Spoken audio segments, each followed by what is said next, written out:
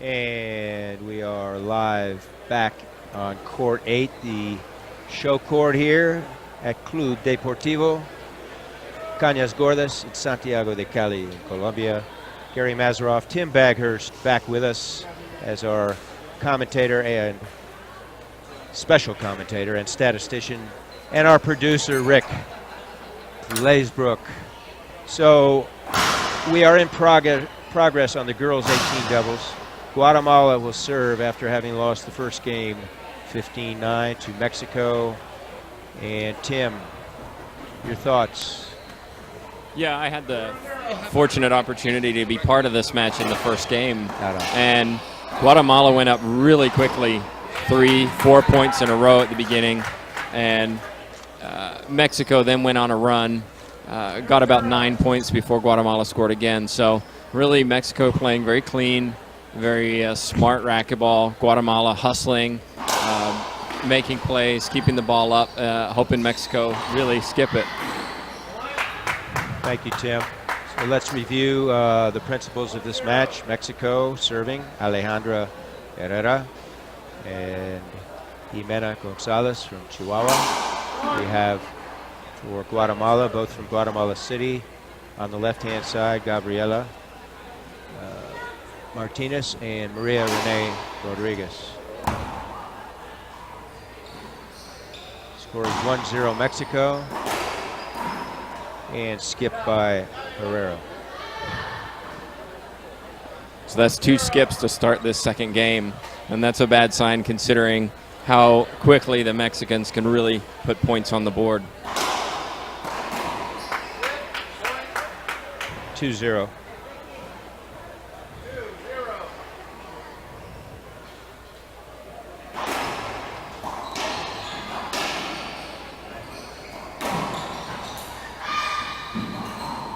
Rodriguez sends the rally side out. Guatemala coming in, 0-2. Folks, there are 12 available gold medals in the World Cup, and our count shows Mexico has earned 7 of them already, so they are going to be the team champion. This could be number 8.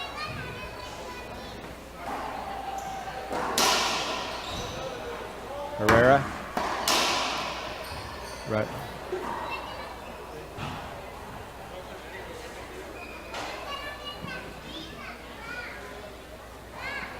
I'm not quite sure what happened there.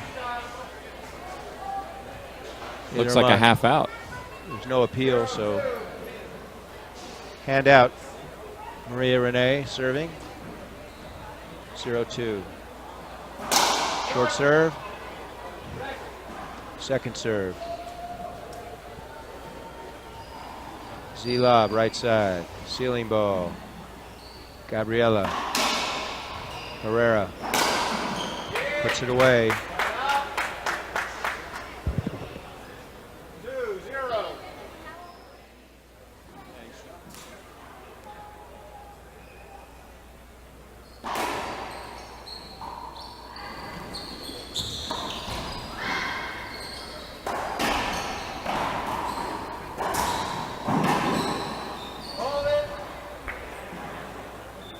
It's a penalty hinder, hand out. We're back. Mexico serving. This is Gonzalez serving. Puts the jam into the middle and put away left side. Gabriela Martinez. Guatemala serving 0-2. Main official is Ken Goldstein. He lives in Albuquerque, New Mexico in the USA. Jose Mazariega from Cali, Colombia is one of our lines people. And also from Cali is Gustavo Jaramillo, the second lines person and scorekeeper. Serve. Mexico is appealing the serve. I call it good. Call stands. One lines person agrees, one disagrees, -1 appeal for Mexico. Score is 1-2.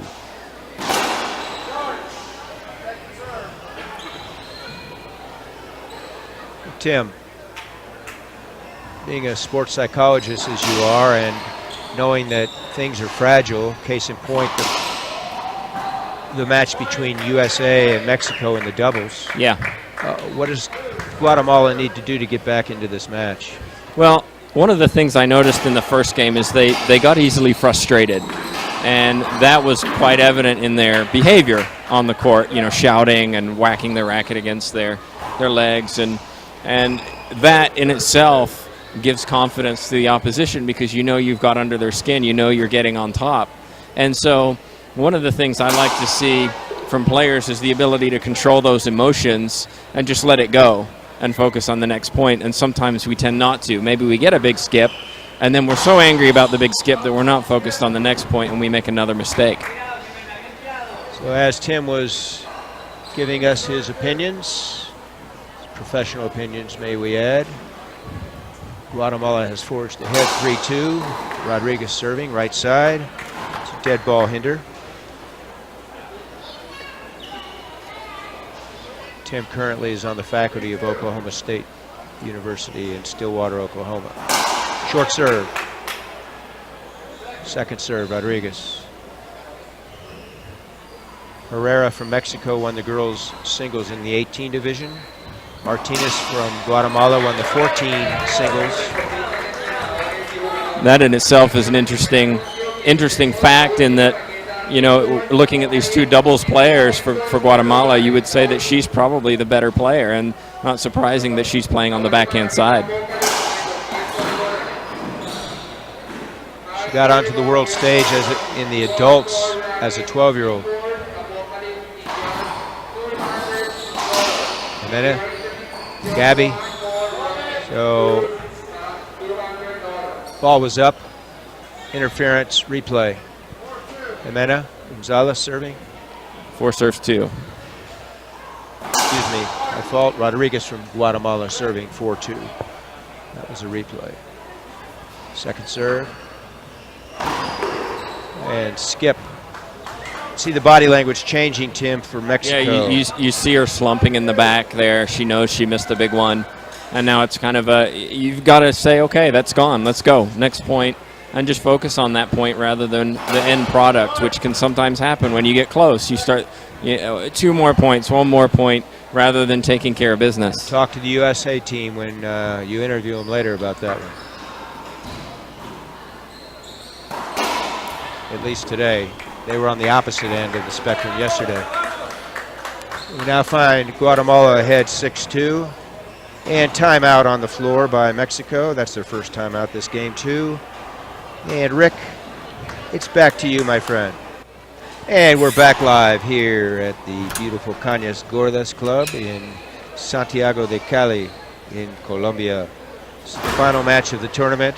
It's the girls' 18 doubles division between Guatemala, who is serving, against Mexico, who owns a 1-0 lead in this match. Maria Renee Rodriguez from Guatemala City is serving, and they have a 6-2 lead. Down the line to Gonzalez, who rolls the ball out. Great timeout, Tim, for Mexico. Yeah, in those close games, taking a timeout just allows you to refocus, allows the other team who are on a run to just slow down a little bit. And we see it a lot in fast-moving sports. Basketball is a great example of where a coach will take a timeout after a good run and the crowd are into it. If nothing more, it delays the inevitable. Absolutely. On a positive end, more times than not, the team on defense that calls a timeout is going to earn that rally, that next rally. And we've seen this week where players have been down big in even tie breaks and come back and won it. Moscoso, for example, earlier in the week was down 8-3 in the tie break and rolled out eight points in a row to win it. And so there's that idea of I've just got to keep fighting 1 point at a time rather than, oh, well, I'm only 3 points away from defeat. Compartmentalize the game. Gonzalez serving for Mexico, 3-6. And side out, 6-3 Guatemala. I mean, my experience, which is vast, I've seen timeouts. The serving team has scored a a number of points in a row via a specific serve. Timeout is called, they come back in, and for some reason they forgot what got them there. So, for example, they've been pounding jam serves into the left side wall, and they come back and they hit a half lob. Yeah. Rodriguez serving, second server, 6-3 Guatemala, trying to force a tiebreak. This is the last day of the event, last gold medal round in the World Cup division. Jimena Gonzalez to the ceiling, Rodriguez. Gonzalez can't get it, point Guatemala, 7-3. You know, another interesting point, Gary, is the dynamic of moving into this court, because we were in a court behind us and pretty much nobody was watching because they had this other match that apparently was quite exciting. Correct. And suddenly now we're surrounded by everybody. We've literally got hundreds here watching. We've got the lights on, we've got the cameras rolling. And how does that affect your play? Do you try and look better, or do you just play the same game you were?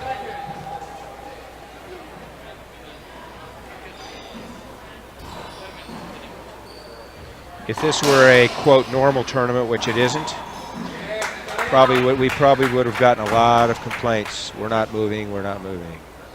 Yet with everything at stake here and with the streaming, it was a good move.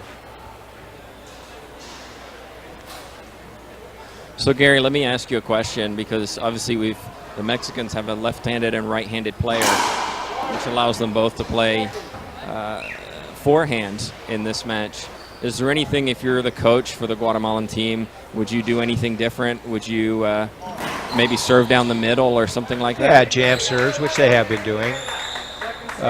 Push a half lob with pace down the middle so somebody can't run around and use their forehand.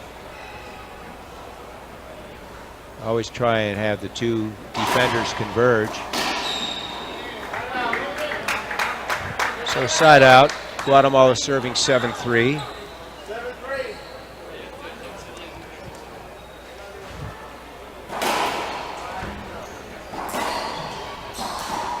Left up, Gonzalez. Rodriguez, right side, forehand. Left up for Gabby. Herrera. Rodriguez. And puts it away, left corner with the reverse. 8-3. So, as you said, Tim, in this game, Guatemala has taken Mexico, which is the favorite. Yeah. Based on their experience. Have taken them right out of their game. Yeah, absolutely. And what we're seeing is Gabriela's sitting a little bit deeper, and Rodriguez is running up to take the short balls. And it seems to be working in this game, and the Mexicans really are just kind of playing defense right now. And I don't know what's changed beyond the fact that we've suddenly moved courts and we had a nice long break between games, and that can affect the way you play and the way you think about the way you play. Plus the energy in the crowd isn't here. It's very tranquil. So that's the way Mexico's playing. And they're not being successful. Back to the ceiling. Herrera backhand. Rodriguez leaves it up. Jimena keeps it going. Back wall, Herrera.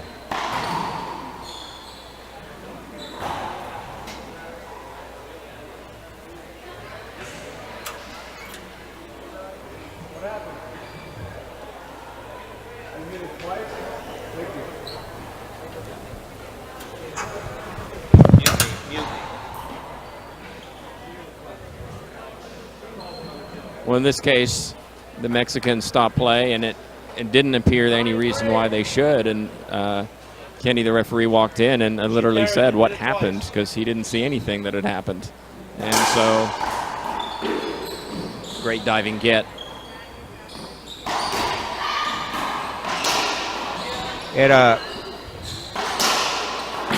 Another great diving get. Estamos en vivo. La llamada previa de Goldstein era llevada, a carry. So he called a carry, which is not legal in IRF play. In the U.S. it is legal unless somebody does it intentionally. Yeah, tell me who's going to do it intentionally. But we have a timeout on the floor. Hustle. It's 10-3 in favor of Guatemala when we continue play. We'll take a break.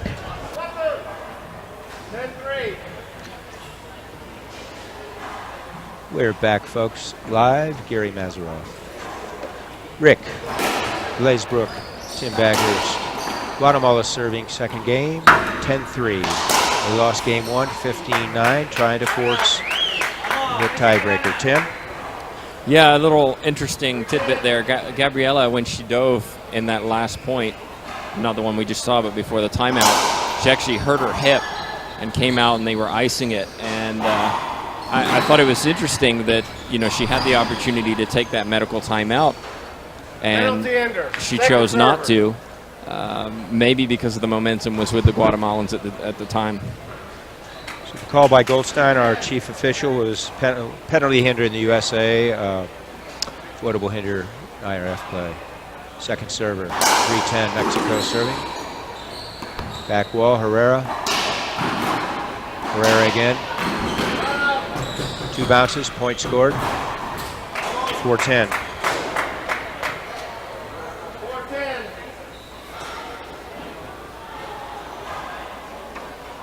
Well, it's 4-10, and if the Mexicans here put together a couple of points here, I think it would be a smart timeout just to regroup. You know, they haven't done well since she landed on her hip. So she talking about Guatemala, correct? Correct, yeah. Set up, Jimena. Right side, winner, 5-10.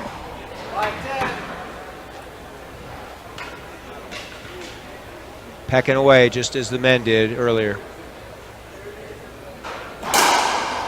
Drive serve. Herrera. Rodriguez. Herrera.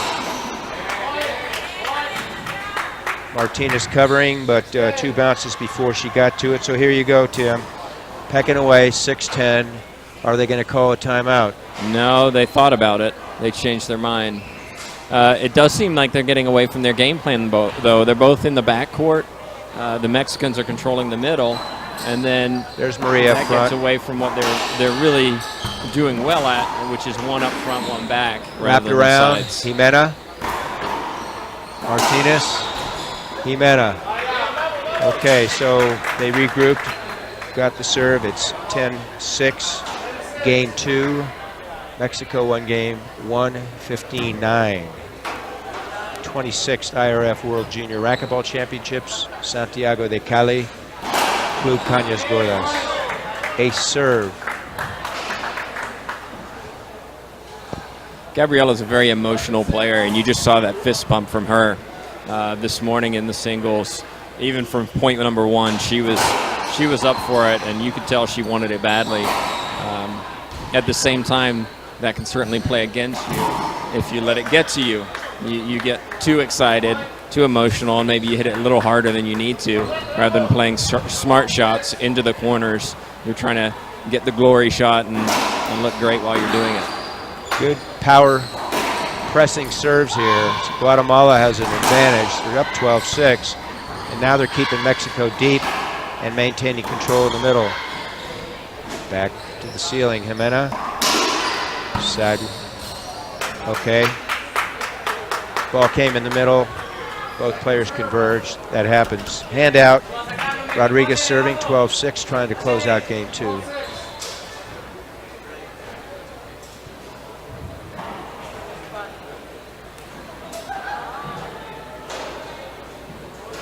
High Z lob, forehand side. Ceiling ball, back wall set up. Gabby. Got away with that one, Tim. She misread it and pushed the ball and still killed the left side. 13-6. That's just a good ability to react, too. Sometimes you just make the mistake, but you recover. And with these guys, often when they serve hard, you're just trying to react rather than set anything up specifically. And sometimes you'll see players who just look at the ball and say, oh, I didn't expect that. And then they just stand there. And these guys are just too good for that. And so even if you do get a good serve, you've got to say, well, you know what? It might still come back. I've got to be ready.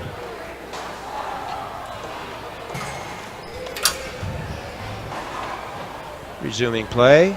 Guatemala serving. Game 2, 13-6. Ladies, 18 doubles. Last match of the event. 7-day event.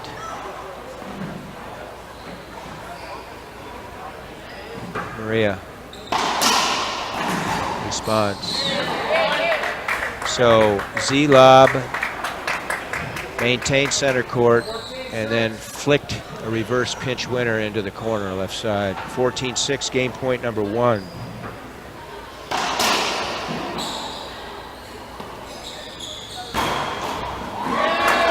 So wide angle, well, a splat winner by Jimena on the right side. Let's see if they can peck away. 6-14. Yeah, sometimes you just got to say too good and walk away. Next point. Drive left. Talking about too good. There it is, ace, 7-14. And we saw Gabriella, she's talking to herself. She whacked her leg, frustrated. Again, another great serve. And sometimes you just say, it's a great serve, let's keep going.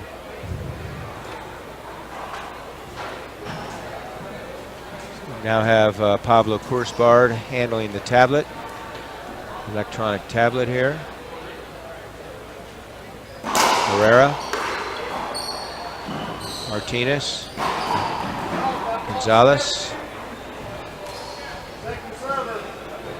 Ball skipped in, so handout 7-14. Jimena. Gonzalez serving for Mexico. Drives right. Martinez. Pinch left side, pumping her fist. Trying to close out. Game point number 2, 14-7 in favor of Guatemala. So now they've got at least two chances to close it out. Let's see if they can do it. Head coach for Mexico is Miguel Perea. Head coach for Guatemala is Juan Salvatierra. Z, deep, setup, wide angle. Rodriguez on the floor. Not able to return that ball, handout. Mexico's staved off another game point.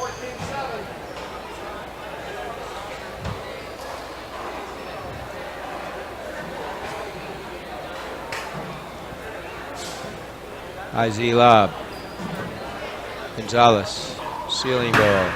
Rodriguez right side, wide angle, wrap around, Herrera. Back to the ceiling, Rodriguez.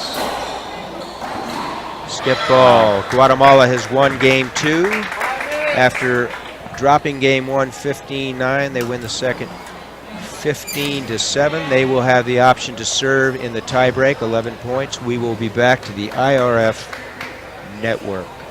And we're back live. Gary Mazeroff, Rick Glazebrook, Tim Baghurst here in Cali at the Club Deportivo Cañas Gordas. We're awaiting the tiebreak between the ladies from Mexico and Guatemala. Guatemala will likely serve in game 3, 11 points, 2 timeouts, 3 available appeals. We had a couple of calls by Senor Goldstein that game 2, Tim. One was a carry call. Nobody objected. Yet in U.S. rules, the carry no longer exists by and large. That was changed 3 years ago. There are some other rules internationally which deviate from the U.S. One is the length of a timeout. It's a minute. Another is the 12-foot demarcation on the back wall. Depending on the facility in U.S. play, openings in the back wall are likely to be out of bounds. Yet there's always a 12-foot demarcation point in international play. So if the ball goes directly over the 12-foot mark or out of bounds, then whoever hit the ball loses it. Another has to do with the equipment loss. In the U.S., any equipment, whether it be a shoe, whether it be a Vibrazorb, anything, anytime it falls to the floor, play stops, it's an avoidable hinder against the person or team. In international play, that's not true. The racket and the safety thong and the eye guards have to be in place. Those are automatic. However, if a belt towel, that's going back 30 years, or a Vibrazorb or a hat, anything, a glove falls to the floor or falls off, it depends on the outcome. So if it doesn't interfere with play, the referee doesn't say anything, okay? So these are some of the differences. The other call that Mr. Goldstein made was he said he didn't see the call, so he left it in the hands of the two lines people. When a referee doesn't see a ball, then whatever didn't happen, didn't happen. So he wasn't sure whether it was short or not. He doesn't call it short. He's not sure if it were 2 bounces. He lets it go. Right. And ultimately, a team may appeal. At that time, then he can go no call. Effectively, I didn't see it, so I'm making a no call. And then it goes into the hands of the two lines people. Some of the differences, some of the subtleties of the rules. Now let's talk about rules of play, Tim. You being a foreigner living in the U.S., you've represented England. I represented a foreign country one time in addition to the USA. What are the qualifications for a racquetball player to participate in an international event? That's a great question. The assumption is that you have to have a passport to play for a specific country, and that's not true anymore. And as long as you have a parent who is from that country, whether it be a birth certificate or passport, something like that, you're eligible to play for that country. Furthermore, there are rules that allow you to play for a specific country if you've been in residence for that country for a certain period of time. Example, for myself, I'm becoming a U.S. citizen. Well, then I could technically apply to play for the U.S. So there are a lot of expats, foreigners in other countries, and who may become residents or citizens of that country and then may be eligible to represent that country. And we actually see quite a few players show up in the World Championships, in the Junior World Championships, who don't necessarily live in the country that they're representing. And there's no rules against that. There's no laws against that. And actually the IRF encourages players who are interested in representing a country to contact their federation at at the country level, or if that's not available, to contract the IRF to say, would I be eligible to play for Norway, for example? Because there are quite a few of us who actually learned racquetball in a foreign country, such as myself. Okay, as we anticipate the tiebreak, what is an address where one can contact the IRF or you personally, Tim? You can go on our Facebook page, which is just International Racquetball Federation, or you can go to internationalracquetball.com and get on the website, and there's contact information there. And just ask us. We'll be more than happy to get in touch with you and pass on the information to the people that make those decisions. Muchas gracias, caballero.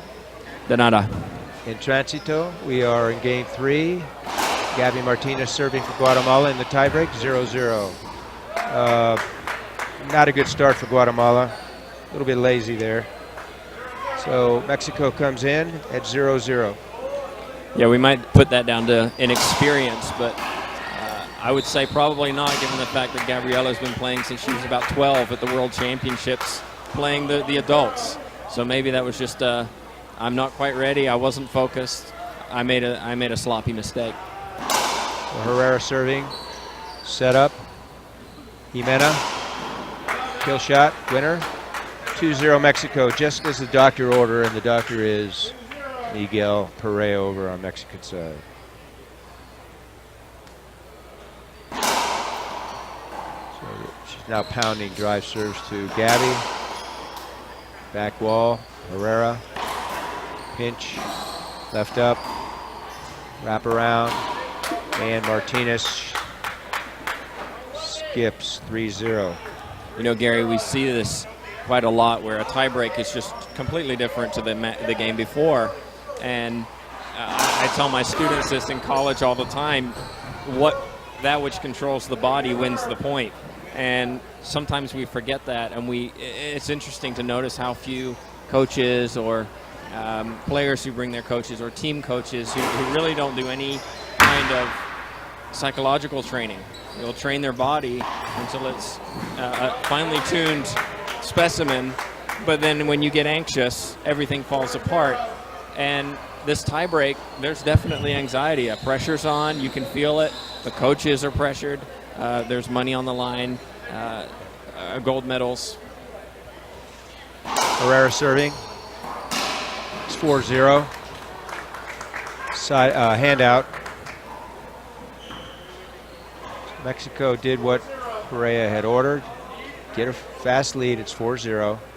As Tim said, the past is past. Here we are at 0-4. So that ball nicked the shorts of Herrera on the return. And here we off the front wall. So here we are, 0-4 Guatemala. Let's see if they can peck back. Gabriela Martinez serving. Goes with the Z. Herrera. Gonzalez. And Jimena Gonzalez rips an overhead to the left. Martinez not able to negotiate a return. So there's dialogue with Goldstein, the ref. But she's not hindering your shot. Was there a screen on the ball? I mean, it looked like clean play to me. It sounds like she's talking about contact between her and one of the Mexican players. Doesn't look like there's going to be an appeal, though. Probably wants an explanation. At worst, it gave her a little time to breathe. It's 0-4. Rodriguez serving. Back wall setup. Jimena. And she kills the ball right corner. So Mexico coming in with a 4-0 lead, although we know that no lead is safe. What do you think about that, Rick? Even in blackjack, no blackjack is safe because the dealer can get it. 5-0, ace serve. That's two aces in this tiebreak.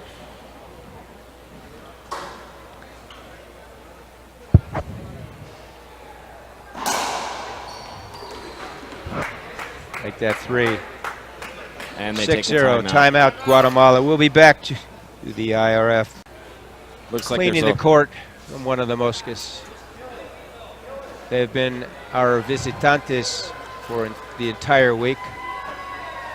We actually had to suspend play a couple times because a huge moth was stuck in the lights. And now when we come back to the tiebreaker, Mexico is forged ahead 6-0.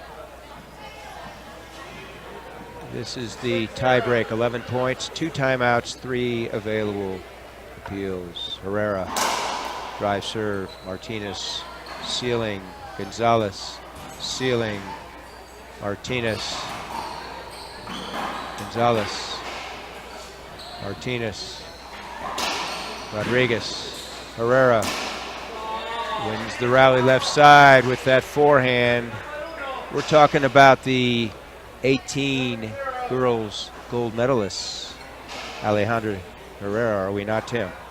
Yeah, and again, we mentioned the left-handed aspect, which is an advantage in doubles, and Gabriela whacks her leg again. Now she's got two red streaks on her calf from frustration. To match Herrera's bruise on her left leg up top. It's pretty.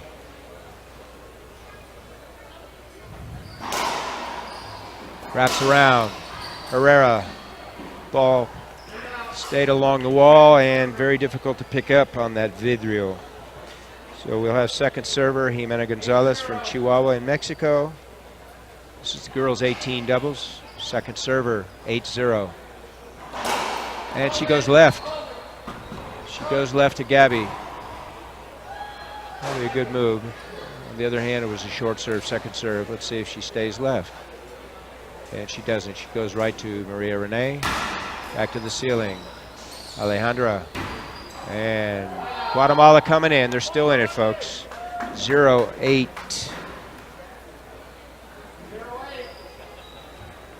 Well, again, this is a time not to focus on the 0. And it'd be easy to say, well, we're down 8 points, but sometimes you just got to focus on let's get a point. Certainly gave them a chance. And they There it did. is. So 1-8. Cut the deficit to 7, bit by bit. See what happens.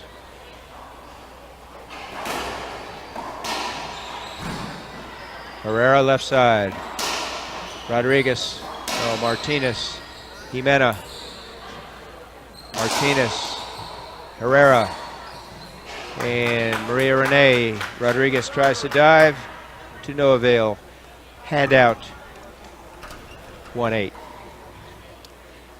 Yeah, the rally started, and what happened is they got away from their traditional front back, and they'd actually switched. And it was pretty clear that they were less comfortable in that kind of setting than they are when Gabriella is playing at the back. And they've been playing a staggered front and back, and it's worked. Rodriguez rips the ball at Jimena Gonzalez's feet to earn point number 2, 2-8. Tie break, 11 points. Girls 18 doubles.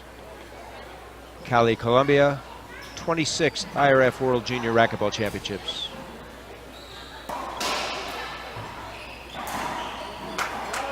And the ball's down, side out. Mexico serving 8-2.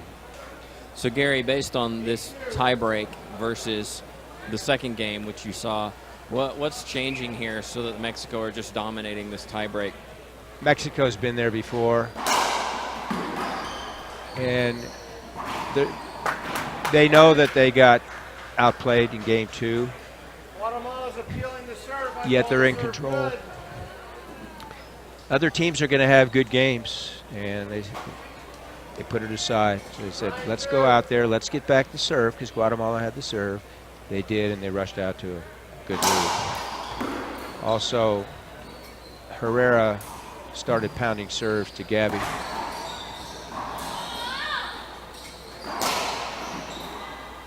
Jimena deep.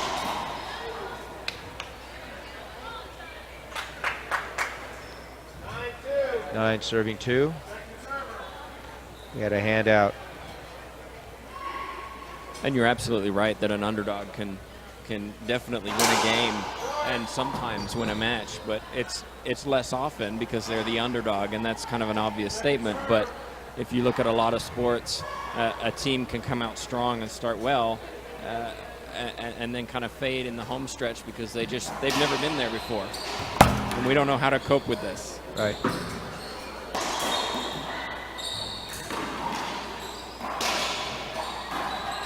Back wall, Rodriguez. Ceiling ball, Rodriguez. Herrera left side. Ceiling ball, Herrera again. And she snaps. Forehand winner from 38 feet to earn match point number 1. Well, I hope everybody watching at home or at work can appreciate the quality that these players are showing, because this isn't a match of skips and just horrendous mistakes. They're really winning the points here.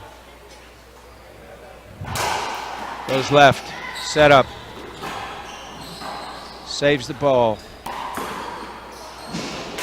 So Gabby dives for it, can't get to it. Mexico, ladies, earn another gold. And Mexico in the World Cup has conquered another gold. I believe that is 8 out of 12 opportunities. 2 games to 1. Tiebreaker 11-2. And we're going to stay put here, folks. We're going to come back after a short break. I've been advised by our producer, Rick Blaisbrook. Ace brand has a brace for you. Introducing the revolutionary Ace brand knee and elbow strap with custom dial system, made with the same technology that's used in high-tech cycling shoes and ski boots. This custom dial system provides the ultimate in targeted pain relief. It allows you to dial up the exact amount of pressure you need on the injured tendon for maximum comfort.